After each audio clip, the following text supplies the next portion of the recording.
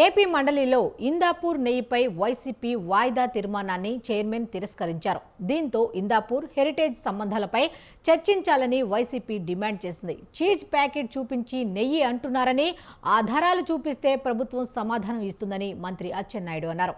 ఇక ఇందాపూర్ డైరీపై చర్చకు ప్రభుత్వం భయపడుతోందని మాజీ మంత్రి అలాగే YCP MLC Botsa Satyanarayana counter ఇచ్చారు.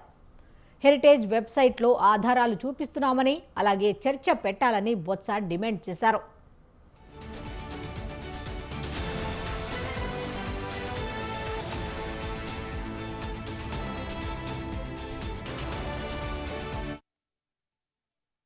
ఏదైతే ఇంద్రాపూర్ అనే సంస్థతో హెరిటేజ్ వెనక ఉండి ఏదైతే రాష్ట్రాన్ని దోచుకుంటుందో, చంద్రబాబు నాయుడు కుటుంబం ఏదైతే దోచుకుంటుందో దాన్నే చెప్తాను.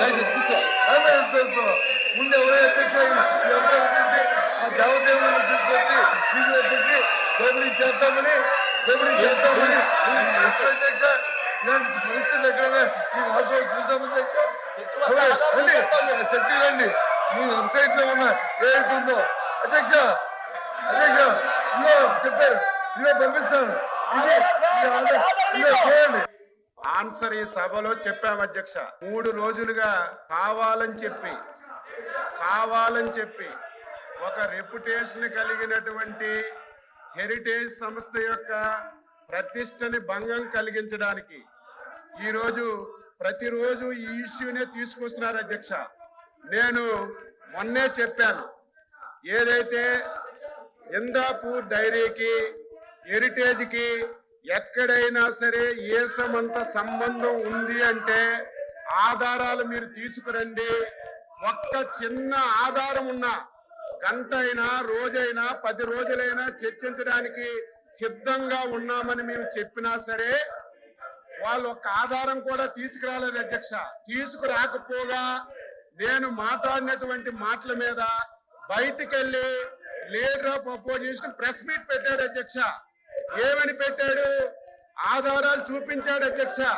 బొత్స సత్యబాబు గారి గురించి నిన్నటి వరకు తెలిసినప్పటికి కూడా నిన్న ఆయన ప్రెస్ మీట్ లో ఏదైతే చీజ్ ప్యాకెట్ చూపించాడు అధ్యక్ష, చీజ్ ప్యాకెట్ చూపించి దాన్ని నెయ్యి చెప్పాడు అధ్యక్ష.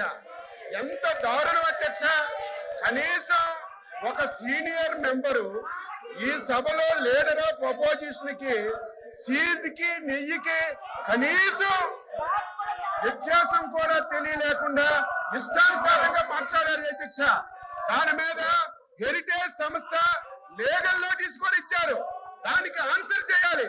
వీళ్ళకి ఏమాత్రం సిగ్గున్నా, ఏమాత్రం విశ్వసనీయత ఉన్నా ఛాలెంజ్ చేశాం అధ్యక్ష, ఛాలెంజ్ చేశాం. ఇందాపూర్ డైరీకి హెరిటేజ్ కి ఎక్కడైనా సరే చిన్న సంబంధం ఉన్నా మీరు తీసుకురండి, చిన్న ఆధారం ఉన్నా తీసుకురండి. గంటలు చర్చిద్దామంటే తీసుకురాకపోగా